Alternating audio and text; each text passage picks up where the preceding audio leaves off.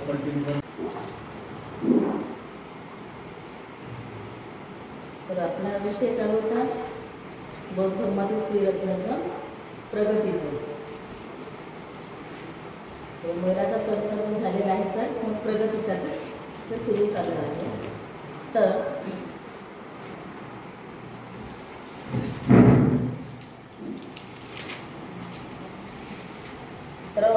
मातृ समाजामधून एक प्रगती नावाची एक मुलगी होती.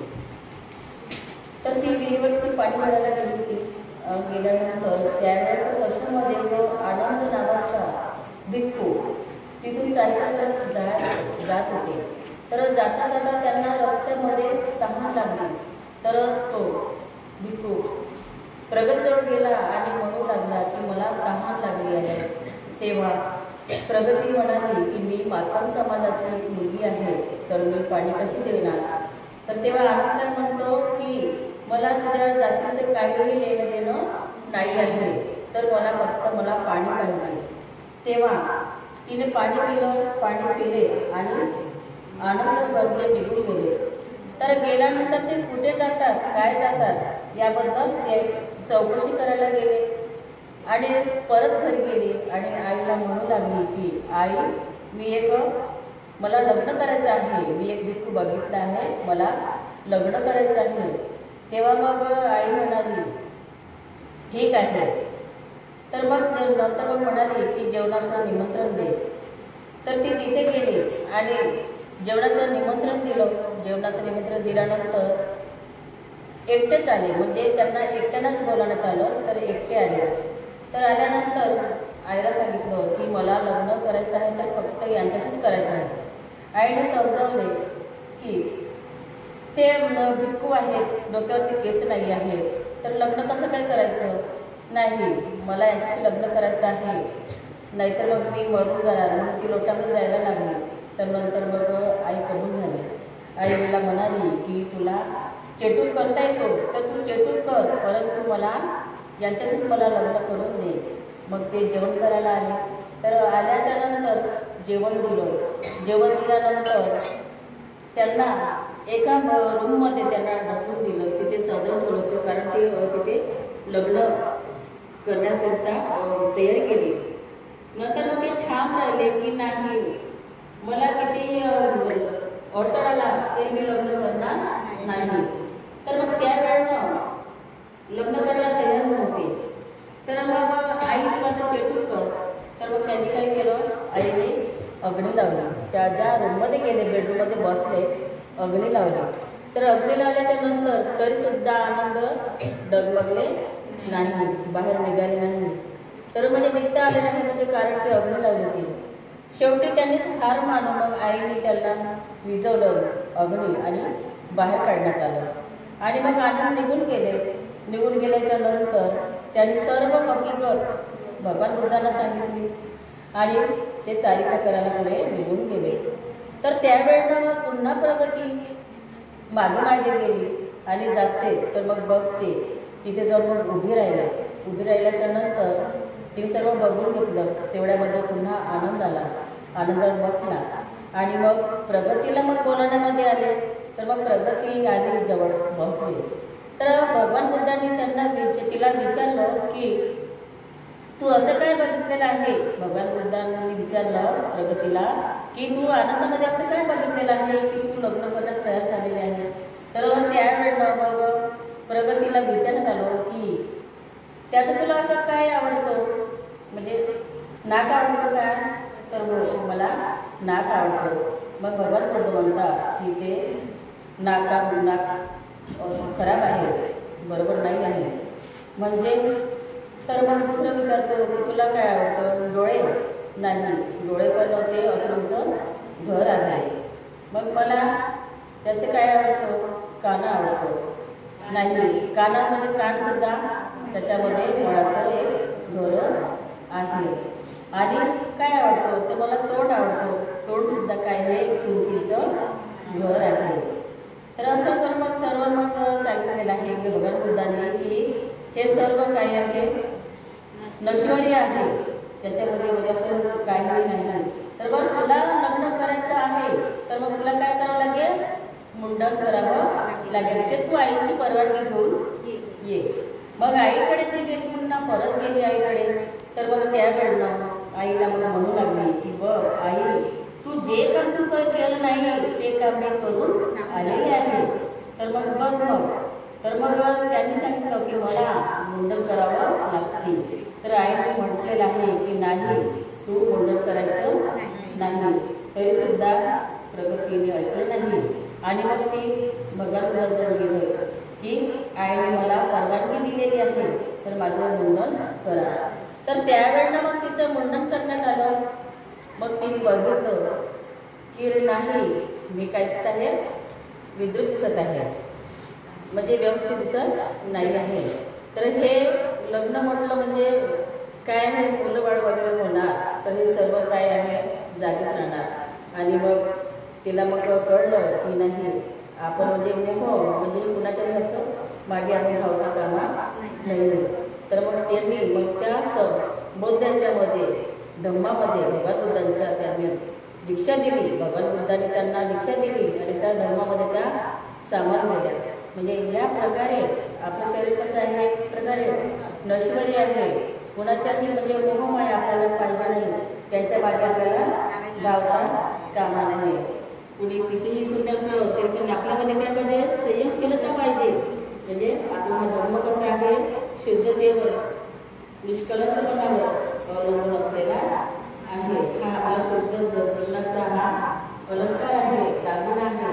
म्हणून आपल्यामध्ये काय पाहिजे, शुद्ध आचरण, म्हणजे प्रगतीप्रमाणे पाहिजे नाही. तरी पण प्रगती म्हणजे एक प्रकारचं नातं जे जोडलं बाबासाहेबांनी आपलं, त्या धर्माच्या नात्याने ते तुमच्या गावात 10 दिवस राहणार आहेत, तुमच्या सोबत राहणार आहेत. आणि म्हणूनच समजून घ्या ही संधी पुन्हा पुन्हा येणार नाही. आज आली आहे संधी, या संधीचं सोनं करा.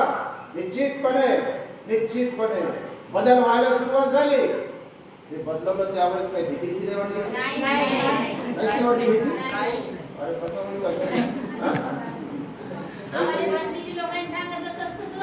तुमचा काही दोष नाही, तुमचा काही दोष नाहीये. कारण की आपण शाळेतले विद्यार्थी जे आहेत, आपले शिक्षक सांगतील तसं, बरोबर आहे की ते सांगतील तसं आपण करतो, तेच करत आलो आपण. पण कधी विचारच नाही केला की काय चांगलं आहे आणि काय वाईट आहे.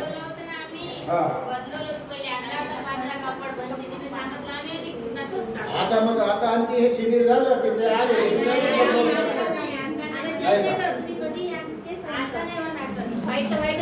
आता नाही होईल तसं, बरोबर आहे. आणि म्हणून हा संकल्प करा, हा निर्धार करा की बाबासाहेबांच्या संस्थेला जे अपेक्षित आहे तो बदल आपल्यामध्ये होऊ द्या. पुन्हा एकदा तुमची जी मनस्थिती तुम्ही केली आहे चांगली, तुमची मानसिकता आता पक्की बनली आहे. आता पुणे संस्थेचं काम करायचं फक्त भारतीय बौद्ध महासभेचं. बुद्ध विहार कोणी उचलून देणार नाही आपलं. बुद्ध विहाराचे आपणच मालक, भारतीय बौद्ध महासभेचे आपणच मालक आहोत. ही भावना तुमच्यामध्ये येऊ द्या. आणि 10 दिवसात निश्चितपणे तुमच्यात काय काय बदल होते तुम्ही पुढच्या वेळेस येऊन पाहणारच आहोत पुन्हा. कारण की आपण काही नवीन नाही आहोत, आपले संबंध जुनेच आहे. त्यामुळे निश्चितपणे आता घाबरायचं कारण नाही. आता सुरुवात आहे, आता सुरुवात आहे काय की नाही. म्हणून याही पुढे आपण निश्चितपणे पुढे चला. शुभेच्छा तुम्हाला सर्वांना. आमचे मार्गदर्शक आणि राज्याचे संघटक आदरणीय विजय साहेब यांना विनंती करतो. तथागत गौतम बुद्ध आपलेच नव्हे तर या देशाचे विद्यार्थी असेल, महामानव भारतीय बौद्ध महासभेचे संस्थापकीय अध्यक्ष परमपूज्य डॉक्टर बाबासाहेब आंबेडकर यांच्या विचारांना प्रतिमाना अभिवादन करतो. आज दी बुद्धिस्ट सोसायटी ऑफ इंडिया अर्थात भारतीय बौद्ध महासभा द्वारा 10 दिवसीय बौद्ध उपासक उपासिका धर्म प्रशिक्षण शिबिराचा 5वा दिवस दाभा या गावात संपन्न होतोय. केंद्रीय शिक्षिका आदरणीय माळाताई बर्डे आपल्याला 16 पासून विविध विषयावरती संबोधित करतात आहे.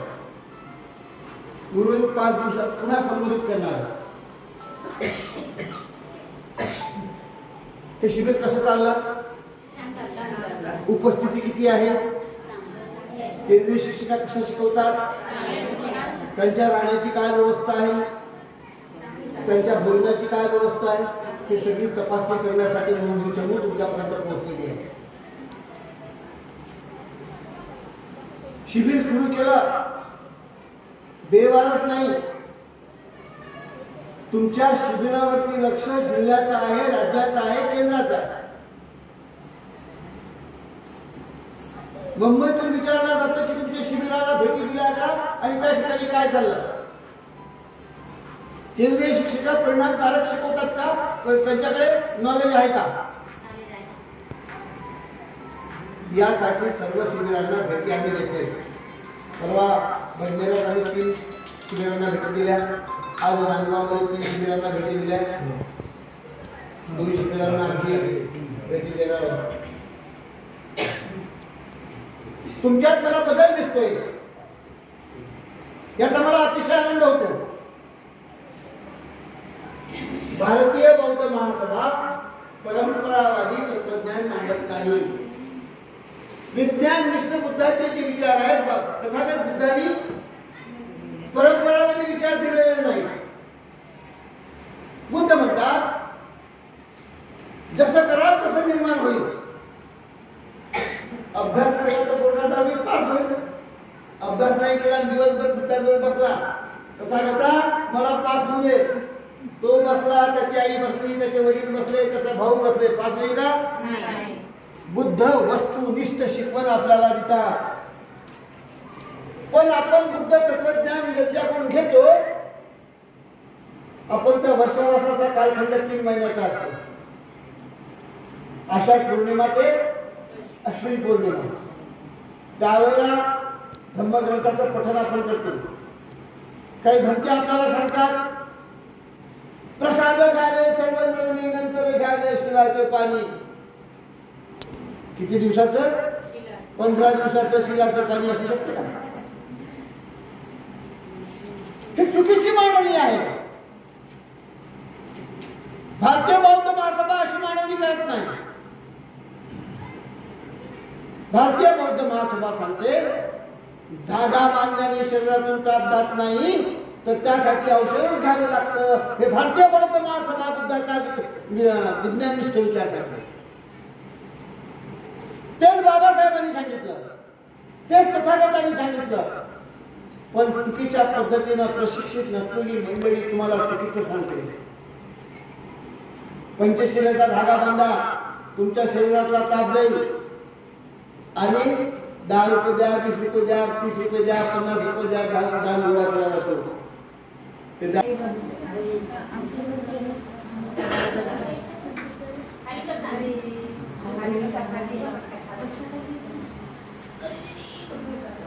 येण्यापूर्वीचे किती बैलांचा सर्विस झालेला आहे. आणि मग त्याच्यानंतर मग आता हे झालं 6 पानिका घेतलेला आहे येण्यापूर्वी.